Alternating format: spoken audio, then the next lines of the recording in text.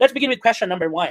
Which best distinguishes social science from social studies? Letter A, social science is academic research. Social studies is classroom application. Letter B, social science is history-based. Social studies is geography-based. Letter C, social science is not taught in schools. Social studies is not academic. Or letter D, social science and social studies are the same. So ano nga po ang tamang sagot natin dito? No? Correct answer for this one is, okay, it should be letter A, social science is academic research. Social studies is classroom application. Tumpak, okay?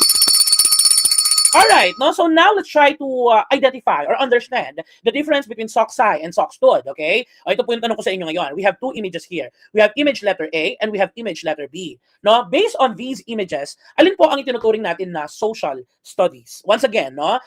Observing letter A and letter B, alin po sa mga ito ang tinuturing natin na social studies? Sige nga po, patay po ako dyan sa ating comment section.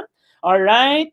And the correct answer for this one is definitely it should be letter B, no? So ang social studies dito ay yung letter B. Para po madali nating maintindihan, inumpisahan ko sa ganito because now I'll be providing definitions, no?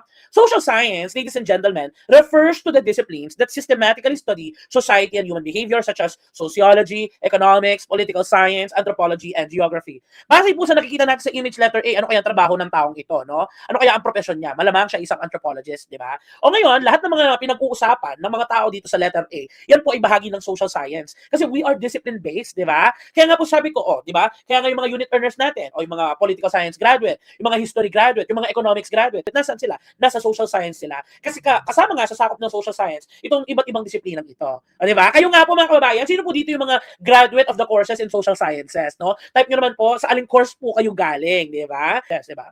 Ngayon, ano yung social studies? Ito po naman yung ginraduate ng mga eduk sa atin, di ba? O, ano yung social studies? It is a subject that integrates concepts from various social sciences and humanities to promote citizenship education. Yun yung sinasabi ni ma'am kanina. Sir, sabi niya yung social studies nagpo-promote po ng citizenship. Yes, bakit? Kasi ito yung tinuturo sa mga estudyante, di ba? Kaya nga, tanong ko po sa inyo kanina, which is social studies? Is it letter A or letter B? Ang sagot po doon, it's letter B. Kasi ang social studies, ito yung tinuturo sa mga paaralan. O kapag tinagalog mo, di ba? Ang social science, ito yung agham panlipunan. O yung social studies, ano tawag sa kanya? Ito po yung araling panlipunan. Anong po title, no? Kapag tinuturo ang social studies dito sa basic education, di ba? AP, araling panlipunan. So this is the school subject. At layunin nito na yung mga sinasabi ng social sciences ay magamit na ituro sa mga estudyante para ma-develop yung kanilang citizenship education, di ba? O sino naman po dito yung mga pure edu graduates? Pas pa-type naman ako dyan, SOC-STUD, di ba?